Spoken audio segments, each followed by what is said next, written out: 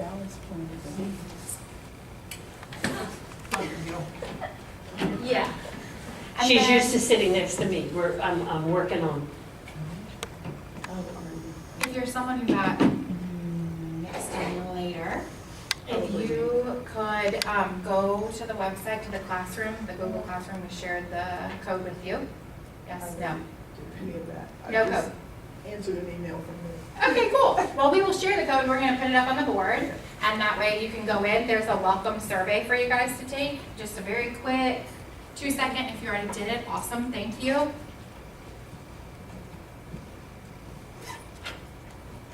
You gonna put it up there? Yes, ma'am.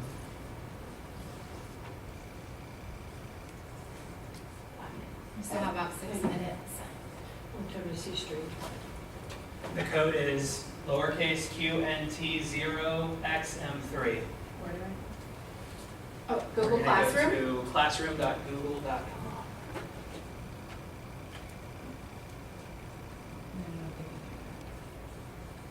And then you're going to, it says create your first class, but if you hit it, join class, and then put in the code.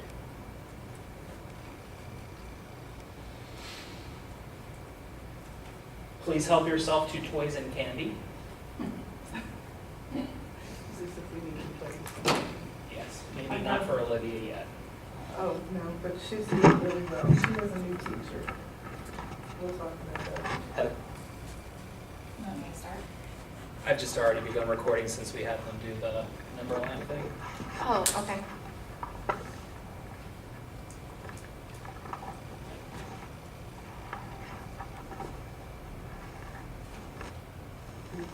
Yeah, classroom. I just thought, yeah. Google.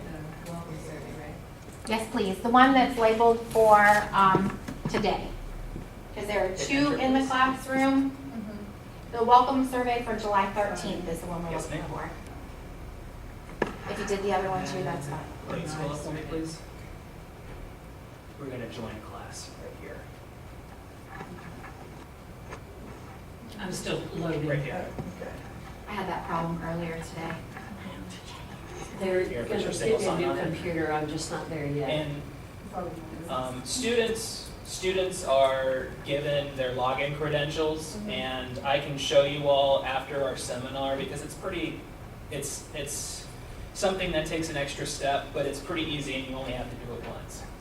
Cool. So if we create a Google Classroom, Yeah, and then you're bringing your students to it. They're going to need their Hampton City School issued credentials, and their Hampton City School issued credentials are available by your iPad teacher leader. We're going to add join class. Is that you? QNT They're also, 0 and I don't even know where to go. XM3. they're also available inside of SchoolNet. You can go to Pearson, you hit the little, You're in. there's a, looks like an envelope, it has an arrow. You hit it and it opens.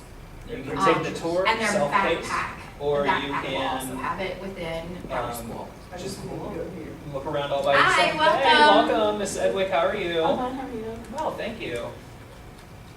It's on my computer, and you can sit right here. I've been busy. Have you noticed? I see. Thank you. I work very hard at that. And when you get settled in, Miss Sedgwick, if you wouldn't mind taking a Post-it note, please, and coming over here and helping us gauge where you feel like you are personally in your classroom technology. Oh, yeah.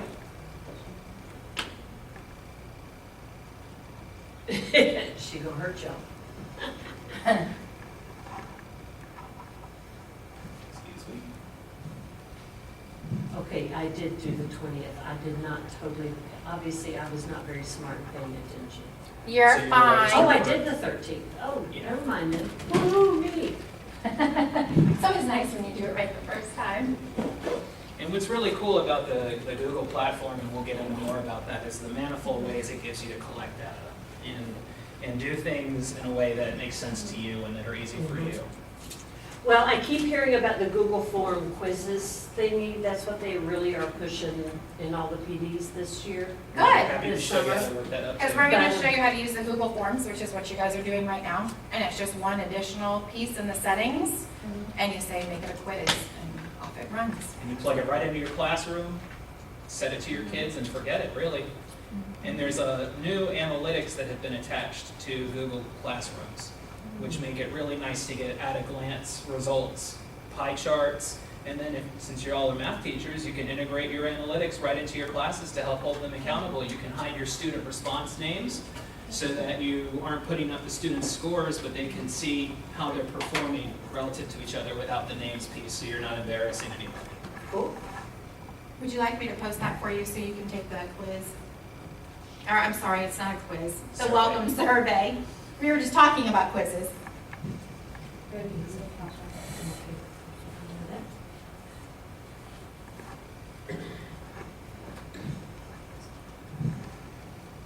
Okay, well, we're going to go ahead and begin formally. My name is Nick Swan, and I am a 6th grade science teacher, Hunter B. Andrews Pre-K through 8, and the 16-17 year will be my 5th year at Andrews. I'm Heather Good. This is my 13th year in education.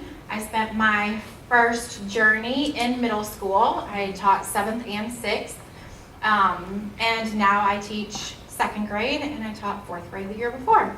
So kind of a jack of all trades on this one. And we are bringing this together for you as a special request on behalf of Ms. Overby.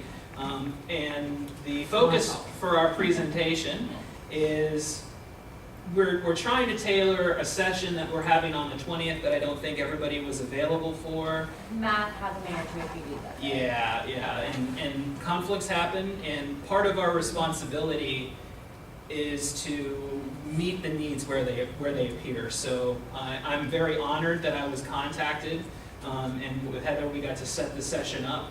And we really have some advantages here because we're a small group and you're going to be able to get some very targeted assistance. And we're going to leave here with some products that you're going to be using, hopefully to set up for your first couple of days of the 16-17 year.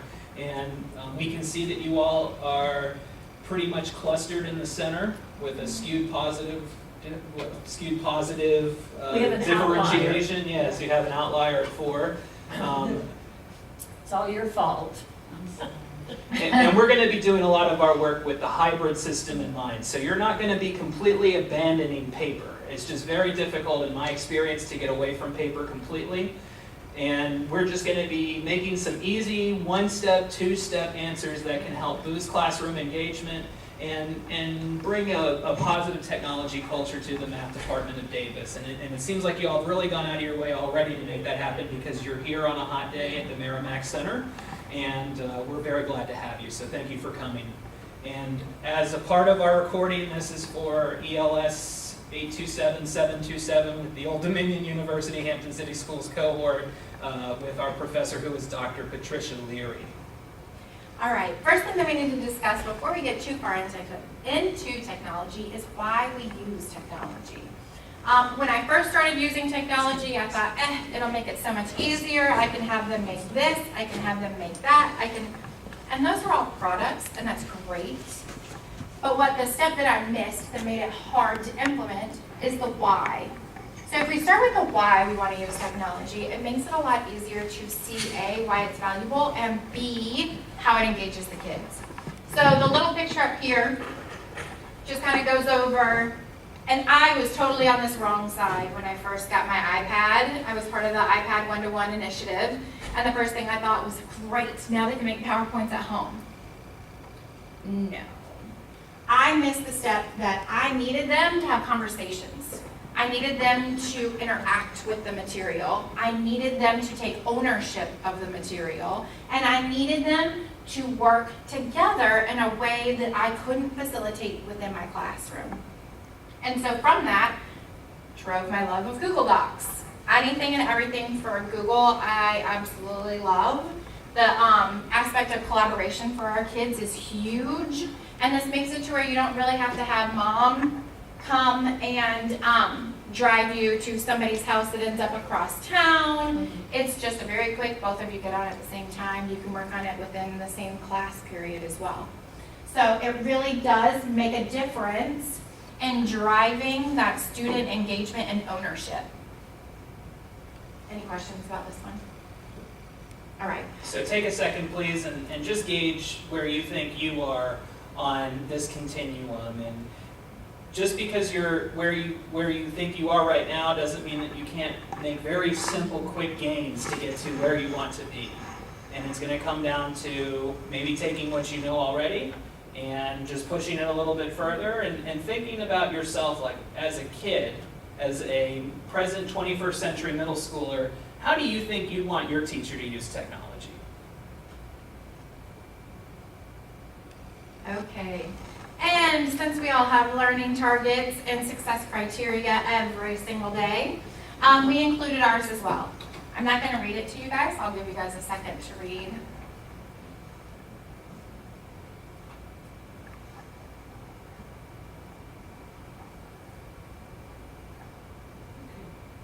And this is the way I do my learning targets just because it kind of walks them step by step straight through. And here's our success criteria broken out a little bit differently. So by the end of today, this is hopefully where we will be. And if we are not here 100% today, that's cool, that's good information for me so that we can improve this for our session on the 20th. But also so that I can have an ongoing dialogue and Heather can have an ongoing dialogue with you through telecommunications. We can do a face chat, we can do a Google Hangout, and we can screen mirror and do all sorts of things to help you get your technology right. Okay, and I already touched on this a little bit with the first slide, but here are some reasons of why we should be using technology. Not just because the district gives it to us and now we need to use it, but it actually, the investment goes straight to student engagement, which we know if the students are engaged, their achievement is going to increase. And that they take their ownership. Again, that goes with the engagement, but it's a different level of engagement. Being engaged in doing an activity is different than actually taking ownership of the material and saying, this is mine, I'm going to communicate it this way. One of the engaging aspects that we want to start to bring up is where students are able to, at their own pace and at their leisure, when it's convenient to them and when they have those bing ding aha moments where the light bulb goes off, that they can very quickly and very easily and permanently reflect on their learning. And some of the features that we're going to be sharing with you today are social type media, not social media straight outright, although we'll show you a little bit about that too. But it's a social way that you can build a classroom community on the web that is accessible to your students, that's going to maintain safety for them, because we're not going to try to put them out in the scary part of the web. We're going to keep them in our own little fenced-in yard, so to speak. And you're going to be able to cultivate a positive culture of reflection with your students on their learning. And we're going to be modeling that to you in such a way that you're going to be able to reflect on your learning today, and that this is not just going to be a one and done kind of thing, but an ongoing conversation and growth dialogue with yourself and with us on how we can improve technology usage. So everybody remembers the Ice Bucket Challenge, right? Okay, if you were unaware, or if you just missed that part, and I kind of did miss that part because I wasn't on social media so much at the time, the Ice Bucket Challenge was the ALS Foundation was challenging people to either make a donation of whatever would have been possible financially for them, or they get dunked on the head or have somebody dunk them on the head with ice cold water. It was the Ice Bucket Challenge. Oops. There we go. And we don't have speakers piped in, but Heather, can you pump the volume a little bit, please?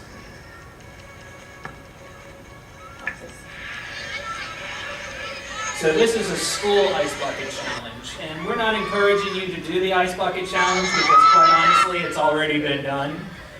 But think about something that maybe you can do with your math grade level or your department where you've got the whole school together and you're going to share what you're doing about your learning on the internet.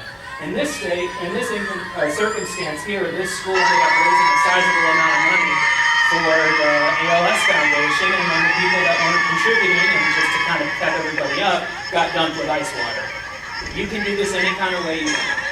You can allow them to wear silly kind of freaky hats in the classroom, Burger King crowns, big silly sunglasses that you got from a costume party some years ago for when they're doing positive things. We're just trying to incentivize the students into using the technology in a positive way.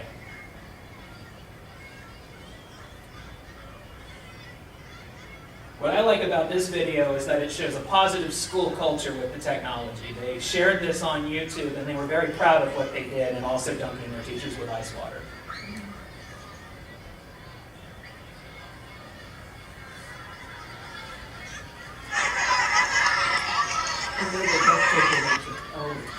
It was kind of rough on me, I got all this fur.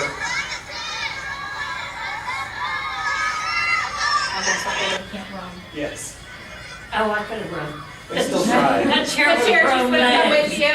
That chair would have grown legs.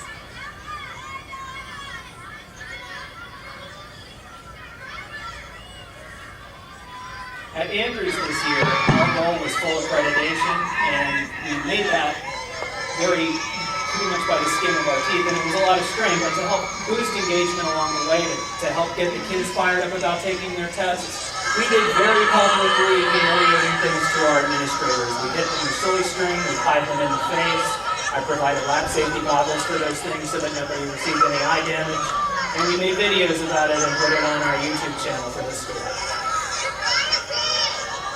Here it comes. You kind of already feel the chill, right?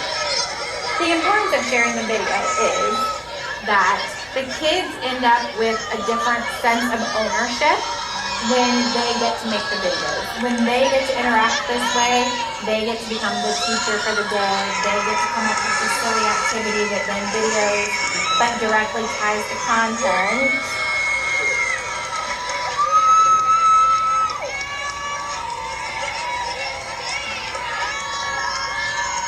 So it's the excitement. When we did our pep rally for Andrews, and I'll show you my Twitter page later, we put video clips of the games that they played onto my Twitter feed in little 30-second sections so that the outside world, which happened to include Jason Samuels and Miss Margaret Mugler from the school board. They're a member of my Facebook or my Twitter following, and as followers, they're able to see the great things that we're doing at Andrews.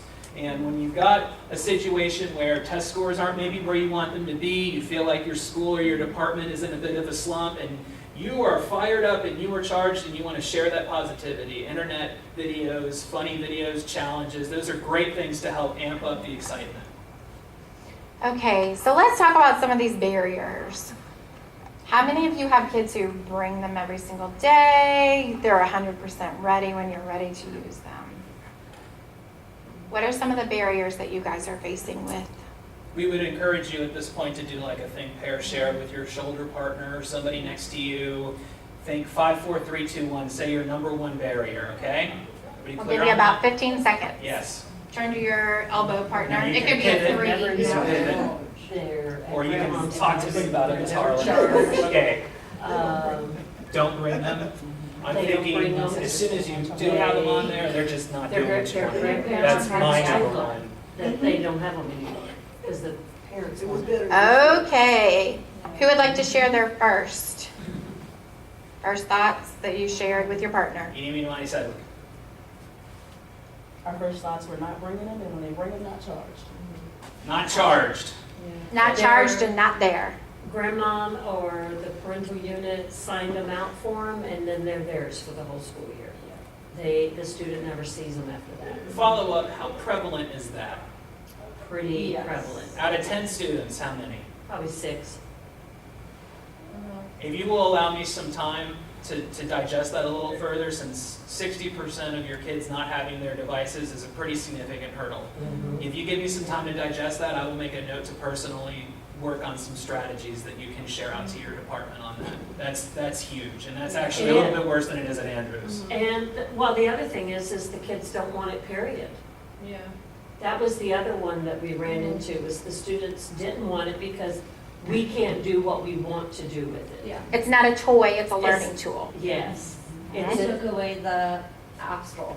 Which they then worked around, but let's not even go there. Right. So, Right. But that's a big part of it is either the parents took it or they never would bring them. The parents signed them out and then they stayed at home. Yeah. When we said, hey, bring your iPad to school tomorrow, make sure it's fully charged. If it came to school, it wasn't charged. Oh, well, I didn't have access to my charger. Okay. That was, some major issues. And because I was part of the iPad one-to-one, we ran into a lot of the same things. I was at Sproutley when we rolled that out. And one of the things that we did is we collected them. They stayed at school, which does defeat the purpose of them going home and being able to use them. But they were allowed to store them in the building so that they charged every single day. And then that way we opened early, we stayed during lunch, or they were allowed to stay after hours and have a parent come pick them up. So that we could avoid them leaving the building, but they could still do all of the pieces. Here's the other really great thing about what we're going to show you guys today. Because it's a Google Classroom, because it is working directly with Google Docs, they don't have to take their iPad home in order to be able to use all of this. They can go to the library and pull up their Google account. They can go to grandma's. They can go to wherever they need to go where there's access to a computer. They can go in and access all of the things that we're going to do with them. They can even use their phones, and they all have phones. Oh, yeah. They don't have internet, but they will have a phone. Yes. You are right. So there are ways that we're going to work around that. And I think that Google Docs really did solve that issue for us. Because everybody had access to the library, everybody had access to some sort, not everybody. There were students who did not have access, and for those kiddos, we came in early and we stayed late. So those barriers were something that we could address and get through. Okay. All right. One of the biggest pieces that we wanted to talk about as we are going through all of these online elements is the safety of the kids while they're going through their internet pieces and their Communications online, all of that. And this is where the concept of digital citizenship training comes in, and math teacher, science teacher teaches everything to little kids. This is where we have to add another hat to our role, and we kind of have to teach the kids how to use their technology the way we want them to use it. And so I'm going to ask you to think about if you've ever had any hurdles with your technology. Did you do three things? Did you communicate the technology expectations to all involved stakeholders? The kids, we do that every day. I'm sure you all did that many, many times, just stacking the check boxes.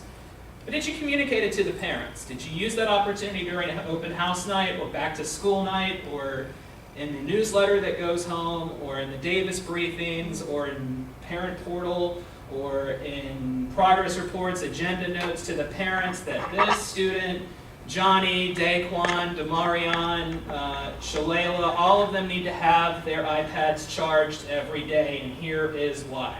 It is painstaking. It is tedious, but it is something that we have to do because it is our burden as teachers to be communicators. And this is just, it's one of those, if I monitor it, it gets done. If I have to help parent, it gets done. Here's another step in my phone call. And this does take some practice, but if you just leave a little message for yourself, a little post-it note next to your phone when you're having to make a phone call in class, and it's something that you have to do if you've got your planning time and you're making phone calls to the kids. Personally, I make 7 or 8 phone calls per day. I would be out in the hallway and it just was painstaking, but I did find that if I communicated to the parents why we were doing the iPad, they bought in and they made sure that the kids came with it fully charged. Did you incentivize the use of the iPad? Our expectation as one-to-one teachers is that if the kid does not have the iPad, we either have devices available for them to use, we have a group activity so that they can rely on their partner's iPad, or what?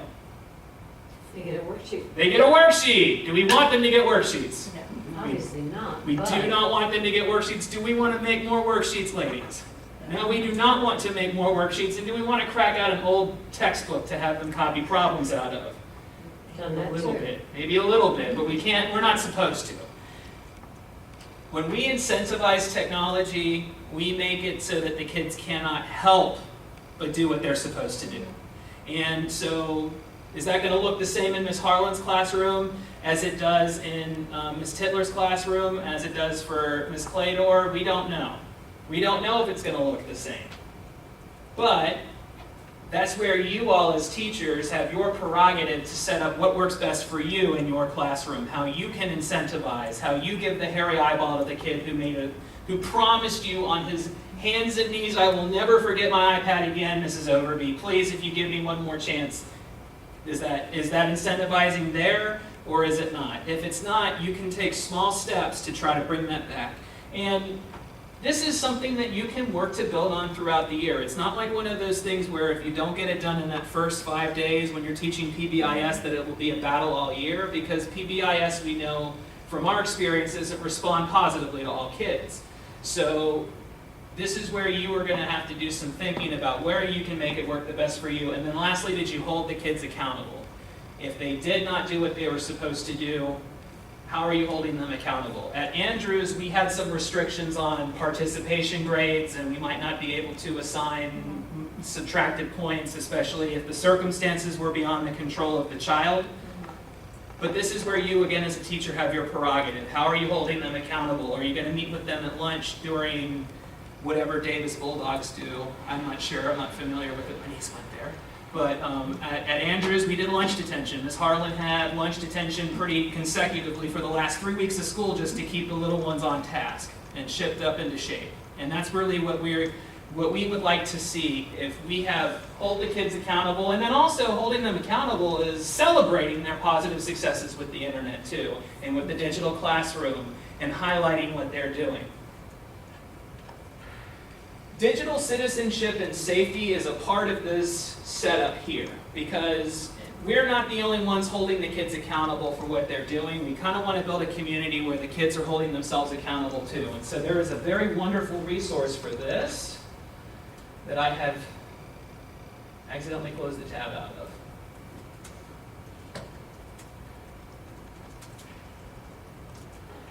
Okay, so on that first week of school, you might be looking through your data and you might be pulling up your scores. You might be trying to figure out how to assign your groups. You might have a little bit of hang time where you could have the kids do an icebreaker worksheet or any number of things where you're not really ready to begin instruction yet, full swing. It's the first week of school, but you do have access to technology, or maybe they have their iPads or they don't. You can put them on the WebNots Academy from PBS. And there is an integrated game here in addition to some little bulletins, and that you can find that you like the best. And this is a digital training game that can get the kids thinking about internet safety. And it is a flash game very similar to the kind that are like irresistible for them to play on cool math games. They get to customize their alien who's going to be a member of this elite team of Webinauts, and they get to go and participate with each other online. Is it something you want to spend a lot of time with on your first week of school? Maybe not. This might be something that you want to be able to use. If you have desktop computers in your classroom, you can set this up as a station if you're doing small groups on that first week or that second week. And you walk the kids through this Webinauts Academy, and they can pick up some internet safety tips. And the further they get into it, the more they learn. But really, you want to stress with them the first 3 things. And this is what I really like about this, because after they have picked their character and everything within 1 minute of playing the game, if they haven't missed any cues, they get these 3 beautiful things that we want them to be a part of. What's that first one? Say it. Observe. Observe. What does observation mean to you on the internet? Paying attention. Paying attention. Be cognizant of where you're at, what you're doing. You know, these kids check their text messages and their Facebook accounts and their Kicks and their Twitters how many times a day? You need to have them check your website every day. Tell the parents, every day my website will be updated. Every Sunday my website is updated with my weekly assignments. Every so-and-so, I'm holding you accountable to check your website to see this. Respect. What does that mean to you? This one's a little bit harder to think about, isn't it? Respect. Online. Respect means there's no bullying. There's no treat others like you want to be Yeah. treated. Mhm. Respect for me as the teacher is, don't go to a website that I've not given you permission to go to. You know, respect my time and what I'm asking you to do so that you can be a better person. What's that third one say? Contribute. So we are holding these kids accountable to observe, respect, and contribute. Then they scramble it up. There's an internet glitch. Oh no, it's broken. Can you fix the motto? And so within 1 minute of on this game, right now they have to think about which their 3 things. So this game it is, unlike the stuff that's on cool math games, which is pretty not math related at all, this is right off the bat going to very consistently try to inculcate the culture of positive internet behavior and digital safety into the kids. Is this the be-all and end-all of what you're going to have to do? No, it is not. If you plan on making videotapes of your kids, or if you plan on having your kids interact with you on social media, there are some steps that you need to take. So I would like to see if you think you know what those steps are right now. You've got paper and pens in front of you. I'm going to give you about 15 seconds to brainstorm what are some things that you need to do, some steps that you need to take in order to make sure that you are covered and ready to go in your classroom. Everybody ready? Know what you're doing? Take 15 seconds, or you can use your Post-it note, use your paper, brainstorm to yourself. What are you going to do to make sure that you are covered with your internet classroom activities? Some of the procedural aspects. So if I get all 3, I get to move on to the next section. If I don't know what the first 3 principles are, I have to repeat this thing all over again. And the Webinauts PBS is the official Department of Information Literacy program. This is what we use, or what the Department of Information Literacy uses to help get the kids thinking safety-wise. 5 more seconds to think about the things you need to do or you ought to do if you want to use your website and interact with your kids positively on the internet, or even use social media on your own, not necessarily getting your kids to use it, but if they might look at something on your social media, what do you think you need to be careful of or need to get done? All right, Ms. Harlan, give me 2. I just said notify and make sure that you have absolutely previewed everything. I like those. So we got coverage, covering yourself. We got to protect the kids no matter what else we do. We got to protect the kids. Ms. Overby? I just said make sure that it's approved by HCS. Make sure that it's an approved material by HCS. If Hampton City Schools is doing it, you're probably okay to do it. Hampton City Schools has dozens of pushed, sponsored Twitter feeds. Am I encouraging you to get your kids all on Twitter and mandate that they have Twitter when people's parents might not be a fan of that? Absolutely not. If it's something that you know you've got some kids who maybe will follow you on Twitter after you set up your own and they want to interact with you, before you go into that, I would recommend you take a couple of other steps. But Twitter is not off limits to Hampton City Schools employees. I know because I'm avid and I get pushed by Diana Gulata, who is the executive director of basically marketing and public affairs. That's her job, and she features me in the things that I put up about our school because I paint Andrews in a positive light. Ms. Claydor? Watch your language, make sure that it's approved for the kids, make sure it's precise so they understand without it. That was terrible. Sorry, can you say that again? Well, I teach all little kids, not the men, but you gotta watch your language, so if they have to do it on their own, they can actually do it on their own. So make sure you're clear and precise with what you're doing. Excellent. Ms. Titler? Well, I've had cases where students like to bully each other. All of a sudden I get both middle of class, Miss Titler, so-and-so sent me an email about like calling me some bad names, like basically calling me like saying I'm promiscuous and stuff. Like, why are you emailing them first of all? But like, kids, be respectful of each other. Do not call each other names when you don't really call that. And Ms. Sedgwick? Well, we said to that video on kids, we need signed releases. Good news for you. Every student on their Welcome to Hampton City Schools enrollment package signs a waiver that releases, photo releases for them for things that can appear on Twitter. I don't personally use Facebook, but there is a Facebook page for Hunter B. Andrews pre-K through 8, and it actually gets a lot more following from parents in the parent community than my Twitter account does, which is, most of my following is professional educators. Chances are you have somebody in your building who is already on Facebook or Twitter. They are your #1 go-to resource because they have probably already coordinated with Ms. Whiteman as your principal, right? And Mr. Randall. The administration probably already knows the kind of stuff that's going on the internet with your school. Do not violate any Hampton City Schools policies. Double check to make sure that your parents are cool with having them on the internet or having their picture taken. Ms. Gulata told us last semester that there was like 7 kids in the entire division of 25,000 that have denied coverage. So it's very rare, but it does happen. Do those things, everything that you say, tie back to my 3 questions for you? Did you communicate it to the parents? Did you incentivize it? And did you hold the kids accountable? I think when I heard Ms. Overby and Ms. Titler talk about what the kids were doing online with being respectful and with taking appropriate measures to use good language with each other, like Ms. Clador said, that's holding the kids accountable. You can take kids off of your Google page. You can change the password and not let them have access to it and give your other students the access to it and then give them an alternative assignment if you feel like you need to hold them accountable for it. You can't stop giving them homework. You can't stop giving them the opportunity to show their learning, but you can take away the easy peasy internet part. If there's any more questions on that, feel free to jot something down when you have the opportunity on your Post-it note, and we're going to go ahead and move on to our next section, okay? All right, so we're going to go ahead and jump into our Google Classroom. Please make sure that the digitized classroom piece where you took your survey is up again.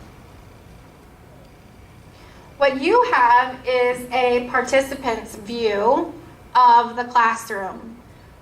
When you actually set up your classroom, I set the survey up as an assignment so that you could see how the assignments would look when you put it into your Google Classroom. And when you first set up your page, everything is in this little plus button here.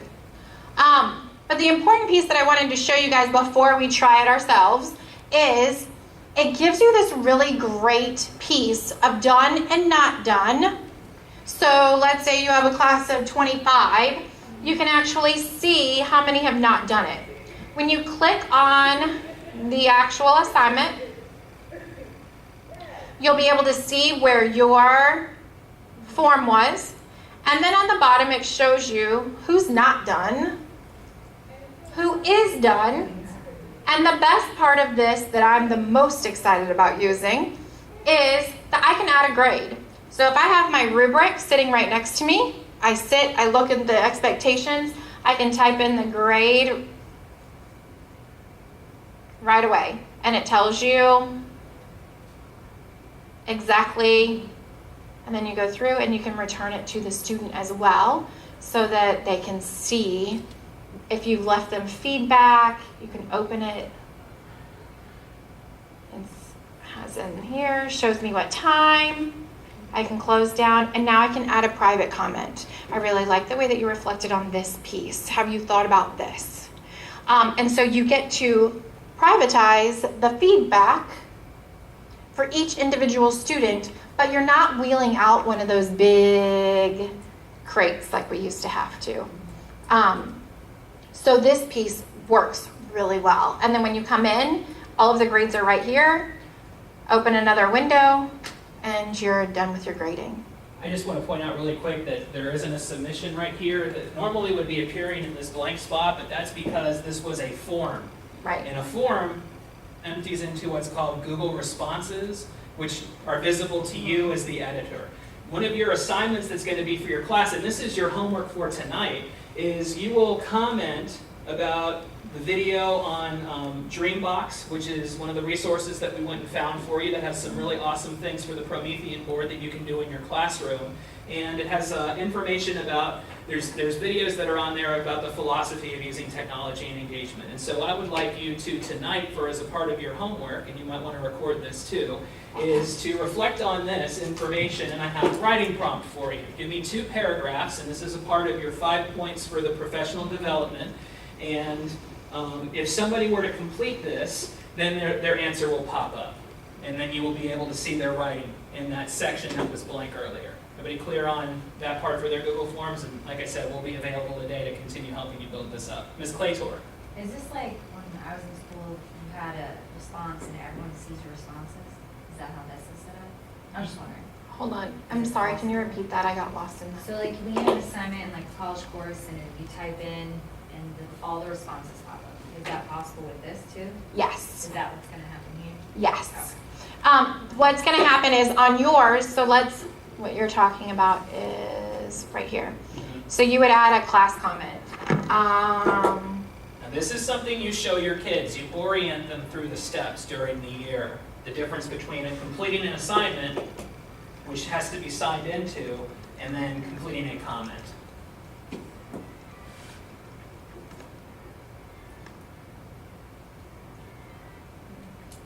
And so you should, when you refresh on your screens, it should pop up. So you can make it to where you can chat or comment on each assignment piece. So the directions can be here, and then you can have them chat down here as they add in. So yes, that chat piece is available. The nice part about the assignments, setting it up as an assignment versus with the other ways that we'll show you, is that you can provide personal feedback that does not go to the whole class. So if a child totally missed the boat, you can say to them, please resubmit this. Let's talk about, please focus on this, this, this, and this. And nobody else even needs to know that they've had to redo it. So it gets rid of that element of, here's your C, come see me after class. Nobody else has to know anything about it. You put it into a nice private informational piece, and the kid gets a chance to go back and fix what they've not mastered. You have an introverted kid who you can never count on to raise their hand when you're asking for participation, but you know they know the material, and maybe you've got an administrator in your room observing you and trying to look for student feedback and engagement. All you have to do on your administrator's way out is say, oh wait, come here, look at my responses. And then if you have a system in your classroom where your kids understand that they have a fear-free environment to respond to you, where they don't have to use their voice, they don't have to worry about some kids saying, hey, stupid, what you said, hey, or laughing at them if they can't read the problem out. Maybe they have some other difficulty to their communication skills. This is a great way for you to differentiate your ability to have your students provide feedback and express their learning in the classrooms. And you'll find that and more in this wonderful resource that we've had printed out for you that everybody should have a copy of. It's 60 Reasons. 60 Wonderful Things About Google Classroom for Math. Ms. Good found this and compiled this for us. And it is all driven by math. That's why I pushed this one out for you guys. Let me get back into here. In this Google Classroom, the other piece, we're getting ready to set up our own, we'll walk through it interactively, is this person right here, and we're going to post this for you guys. It'll just say Davis PD so that you guys know it's for you. Thank you. And Ms. Clater, it's Davis PD. And Ms. Harlan, it's Davis PD, sorry.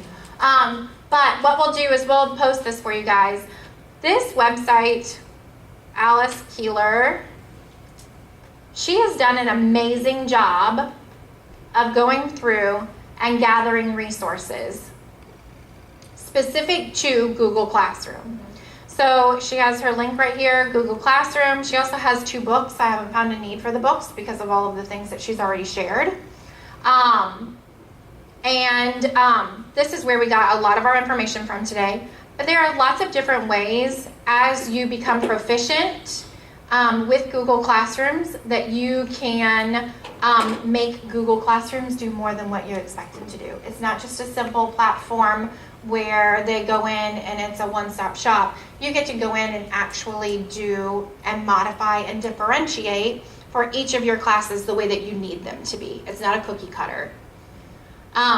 One of the things that I am currently playing with, there's one in here, about doing memes, where the kids show their understanding through a digital meme.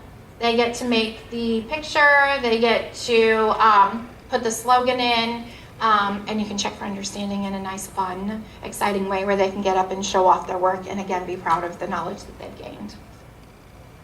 So I didn't want to not mention, because that is a really excellent resource as you're going through Google Classrooms. All right, so let's go ahead and set up our first classroom. And I know that we have a couple of people who said they've already got new classrooms, or they already have classrooms. Is that correct? I think we had one person. You have one as well? Okay. All right, so what we're going to do is we're going to go through. Bear with us because this is a mirrored display. It's a different projector. Yeah, it's not so- on my screen, so give me just a Yeah. second. So you're going to come into your Google Classroom piece. And if you'll set one up for today's purposes, even if you have one, if you don't mind, oh, you have quite a few. Do you have one already? Yes, ma'am. You're going to create a class. This is over Sure. these 2016, 2017 Bulldogs. Oh, heck no. 4-1. 4-1. So for your class then, right? Mm-hmm. Specifically for a class, day Mhm. 1, block 4, or block 4, day 1, whatever your scheme is. And section is core 1?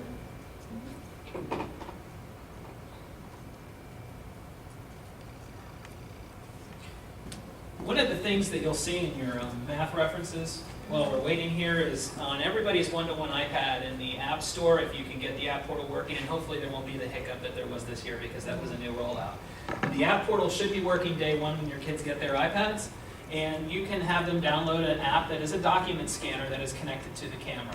And so they can scan pictures of worksheets that you give them and upload them to your form as a form of a response. And then you can use an annotate PDF feature and you can put grades in yourself. Ms. Cladle, you have an Elmo document camera in your room. You can use the Elmo document camera to take pictures and do much the same thing to upload to yours. If you don't have a one-to-one iPad, that's okay. There's many other options available.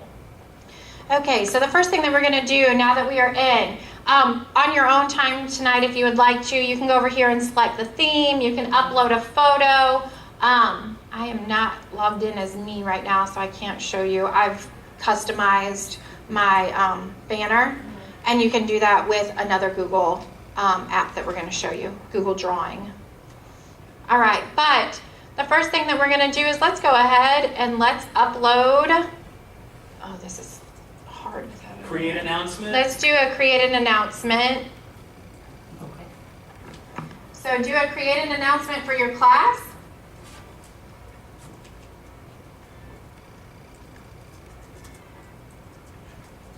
Here are some things I want to show you guys about the announcements. And it goes with the create an assignment, with the post a question, with any of those. You'll see these little pieces at the bottom. Little icons. That's what I was looking for, thank you. The little icons at the bottom. This is how you can attach. You can share a Google Doc here, a YouTube video. So if you have your students create YouTube videos, upload them, they can then share them here. So you could do something like the Ice Bucket Challenge or the Math Challenge in a way that's safe and contained within your own classroom. They are not then released to the wide web to explore and get into things they're not supposed to be getting into. They're actually looking at what you have directed them to. So they can share their videos this way, and then they can comment on each other's videos as well. No, we had a problem with YouTube.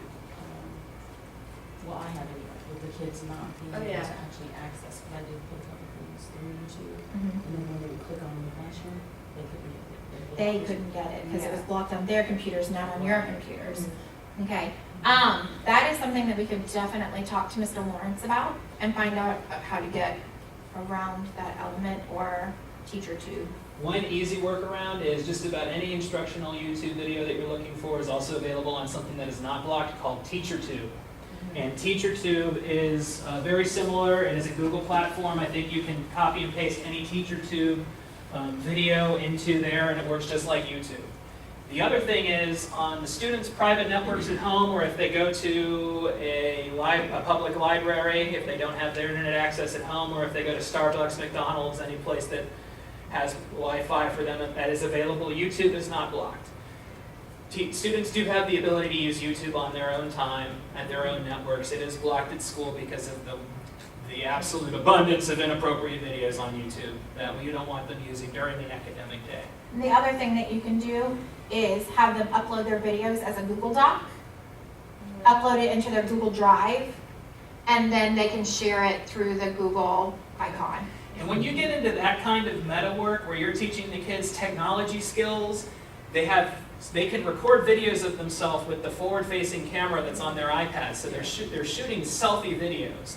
You can now have the kids do extended projects over winter break, over spring break. You give them an assignment. You have them come up with a math problem and show step-by-step how to solve it. And I'll model that for you later on as one of the things that you can see how my classroom for this that Heather and I set up, our classroom for this is set up already where you've got examples of all these different things. Assignments, forms that you can populate, and then also video posts. All right, so that was a basic.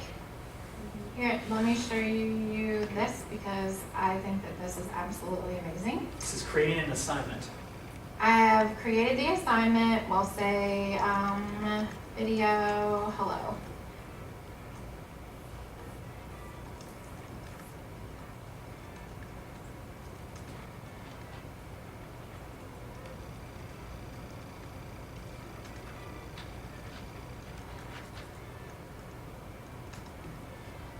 All right, I can put the date and time in. So I don't really want this one to be for right now. I want you guys to think about it and let's post it at some point, no later than August 12th. So due by August 12th is your video welcoming message to your students for the 2016-2017 year. If you have another website and you're pretty dead set on wanting to maintain that, if you don't want to have to re-upload things, that's fine. I'm sure your other website has a way that you can upload a video to that too. But we would like you to practice with making a little selfie video. If you want to use your laptops to record this video of yourself greeting your students, or if you want to use one of those, you have a different bevy of different applications and technology to use for you. You have a forward-facing digital camera on your MacBook Pro that you can access through something called Photo Booth. And then if you have a cell phone, you can instantly record something on yourself, and then you can email it to your school account, or you can forward it to us, and through this Google Classroom is how we would like you to submit it. Or you can ask the Information Technology, Information Literacy Department to set up to check out a setting of a video camera, tripod, and microphone equipment like we have for you today. You don't need to do anything that fancy though. You have options. Just quickly, hi guys. And if you have not already played with your iPads and the iMovie,